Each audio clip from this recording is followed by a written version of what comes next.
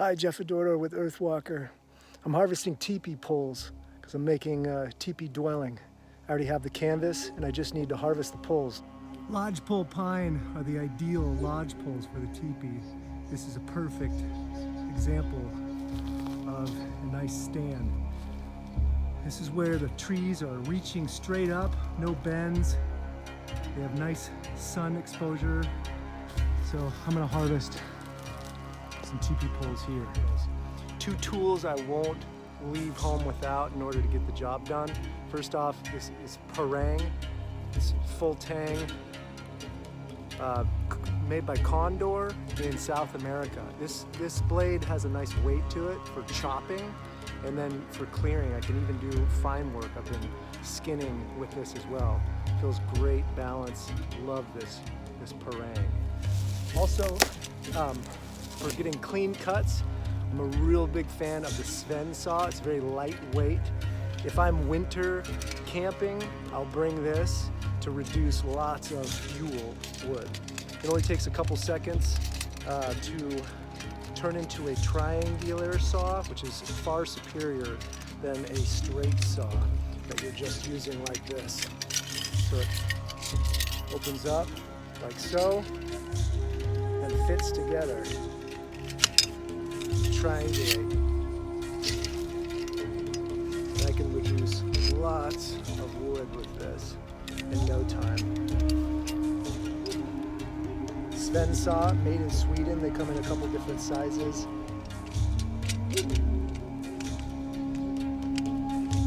This is an excellent tool. I like to take care of my hands. Leather gloves.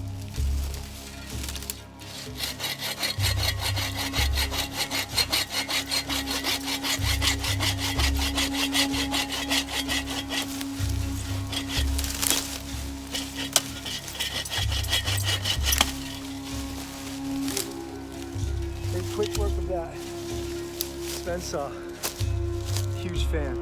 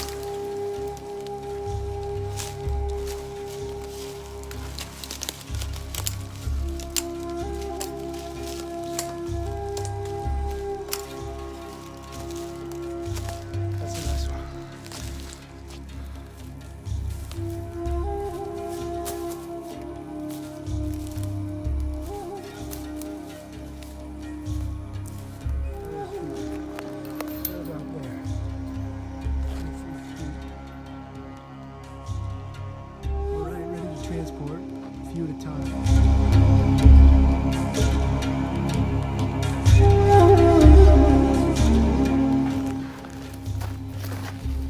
So I use this tripod like a utility working bench where I can straddle and strip all of this bark off using both a parang and this draw knife. So this is number 13. I've harvested all the poles and I'm just skinning with this parang. It's a slow work meditation, but eventually you just get a rhythm to it. If you peel the skin off, after you've harvested the sapling, the skin feels much easier when it's fresh and not dried out. It's a lot of work, no way around it. Put the time and energy in, let it be a meditation.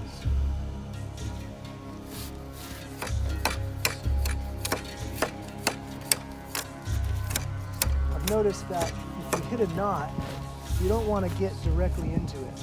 I hit it from the side and kind of shave it down piece by piece, not go directly into it. And it'll clean up just fine.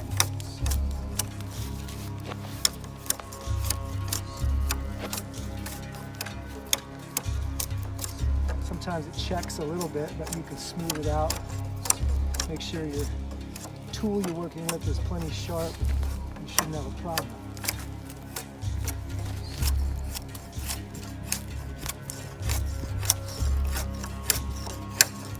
I actually prefer this to the draw knife. I've just gotten into a rhythm with it. This is a nice weight, this parang. All right, I'm getting there.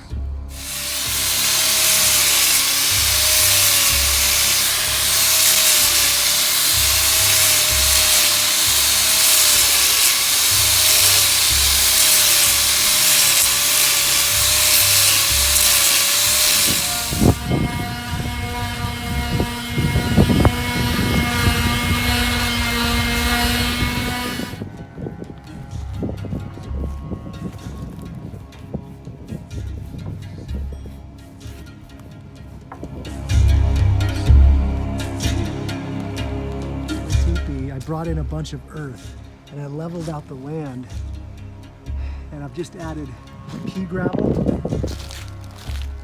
So it'll be nice to walk inside the teepee on the pea gravel. And then I'm gonna use all this biomass here of duff, pine duff, to make sure that in the rainy season, I have a way of absorbing all that moisture. So I'm just prepping the land to put up the teepee. All right, here's what it looks like after about an hour's worth of work. Spreading soil, moving pea gravel, getting nice and level. I'll probably put irrigation trenching around the edges here, but this gives it some nice, water protection when the rains come. So this is the size of the teepee. A 16-foot diameter teepee. It all fits in this Army duffel bag. Here's the teepee liner, and here's the main teepee itself.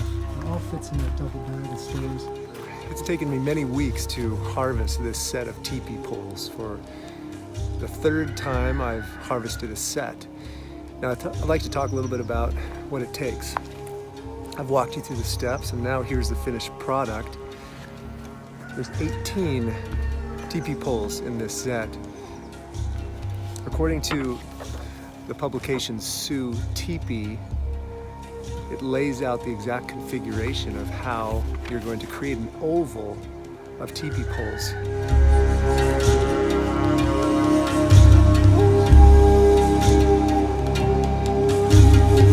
Typically, you have 15 in an oval, and then there's 2 teepee poles for the smoke flaps, and then you always harvest 1 extra just in case one of those breaks. So a set of 18 has taken me several weeks. I've hit them with a grinder, all the little knots, and then hit them with a sander, and then sealed it with polyurethane so they'll last several years, up to 10 to 15 years if I take good care of them. So that's the finished product. After many weeks of hard work, I think they're beautiful. So I've laid out the tripod. There's 3 poles here, 2 parallel, and then 1 on top. And I fixed that point of contact at the apex with a clove hitch. And this is the most important part of the whole structure, the tripod. We're gonna lift it into place, pull 1 pole out, and that'll be the foundation. Okay, so go ahead and lift. Lift, lift, lift.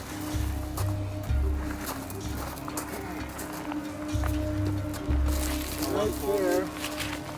Okay, so go ahead and take the pole in your right hand Right here? Yep, and bring it out.